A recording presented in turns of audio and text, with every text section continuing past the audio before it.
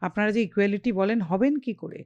আপনারা তো রোজগারটাকে নেসেসারি ভাবতে পারছেন না। আপনারা একসময় বাবা, তারপরে স্বামী, তারপরে ছেলে, সবসময় ভাবছেন আপনার জীবনে কেউ প্রোভাইডার হবে। কিন্তু আমরা অভ্যস্তই হয়ে গেছি আমাদের কেউ দেবে। আমাদের হাত এরম হয়ে আছে, হাত এরম আর হয় না।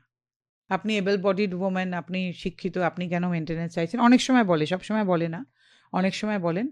তবে আমি একটা কথা এখানেই বলি যে অনেক মেয়েই তো ইঞ্জিনিয়ার আছেন, লয়ার আছেন, সবাই আছেন, অনেকে বসে আছেন।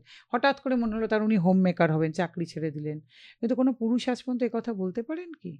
এখানেও ডিসক্রিমিনেশন। এইজন্য মেয়েদের বলছি আপনারা যে ইকুয়ালিটি বলেন হবেন কি করে? আপনারা তো রোজগারটাকে নেসেসারি ভাবতে পারছেন না।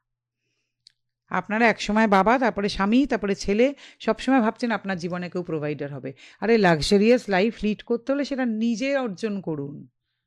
তারপরে লাক্সারিয়াস লাইফ লিড করব। কারুর ভরসায় থেকে হবে না। নিজের দমে নিজে রোজগার করে নেব। তারপরে বাবা দিয়ে গেছে, স্বামী দিচ্ছে, ছেলে দেবে। লাক্সারিয়াস লাইফ যদি আমায় লিড করতে হয় আমি নিজে রোজগার করব। দরকার দম থাকে স্বামীকে সেটা দেব, নিজে রোজগার করে।